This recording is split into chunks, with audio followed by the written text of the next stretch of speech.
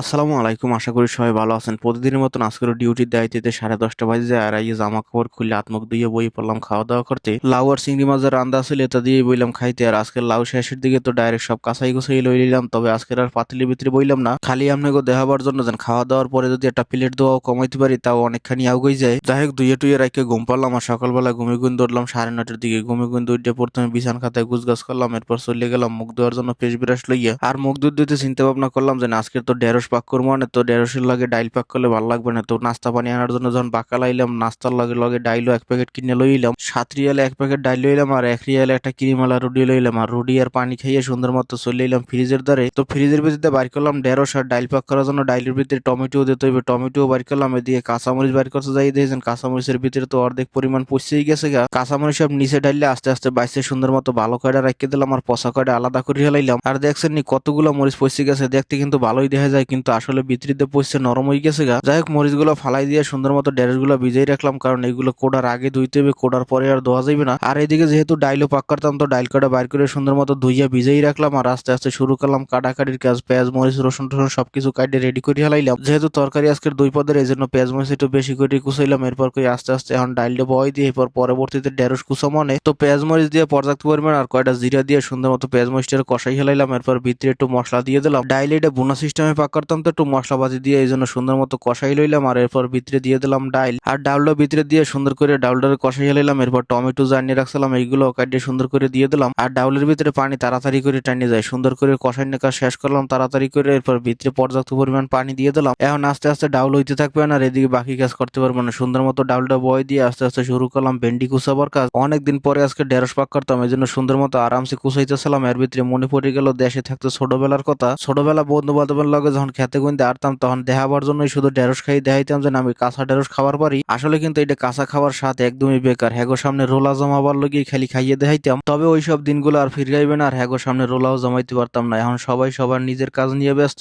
যাই হোক এদিকে ডাইলে আমার প্রায় হয়ে গেছে গা। লবণ চেক করে দেখলাম লবণ একটু কম আছে, একটু লবণ দিয়ে দিলাম আর ধনিয়া পাতাও দিয়ে দিলাম উপর দিয়ে। আর ডাইল রান্নার কাজ শেষ করে শুরু করলাম ভেন্ডি ভাজির কাজ। সুন্দর মতো পেঁয়াজ মরিচের কষাইয়ে ভিতরে মিক্স মশলা দিয়ে দিলাম। অবশ্য ভেন্ডি ভাজির ভিতরে কোনো মশলা না দিলেও চলে, কিন্তু তারপর একটু মিক্স মশলা দিয়ে দিলাম যাতে কালারটা একটু লাল লাল হইবে আনে। যাই হোক এবার ভিতরে ভেন্ডি দিয়ে সুন্দর মতো আগুন একদম কমাইয়ে ঢাকিয়ে রাখলাম যাতে আস্তে আস্তে সেদ্ধ হয়, আর নাহলে নিচ দেবার লাগিয়ে যাইবে আনে। আর ভেন্ডি ভাজির ভিতরে কোনো বাইলি পানি দেওয়া যাবে না, পানি দিলে অবস্থা খারাপ হয়ে যাবে। যাই হোক বাজি করার কাজ শেষ করে চলে গেছিলাম গোসল দিতে। আর গোসল টোসল দিয়ে তেল পানি মাথায় দিয়ে বই পড়লাম খাওয়া দাওয়া করতে। প্রথমে খালি ভেন্ডি ভাজি দিয়ে কিছু খাইলাম, এরপর ডাইল আর ভেন্ডি ভাজি দুইটা একসাথে মিক্স করে লইলাম। আর যা স্বাদ হইছে এক হইয়ে বোঝানো যাবে না, যার জন্য তরকারি দুইবার করে লইলাম। আর খাওয়া দাওয়া শেষ করে 10 মিনিট তো প্লেটটারেও ছাড়ছি। যাই হোক এবার 2:30টার দিকে আবার প্রতিদিনের মতো ডিউটি যাইতে রেডি হয়ে রওনা দিলাম গাড়ির দিকে।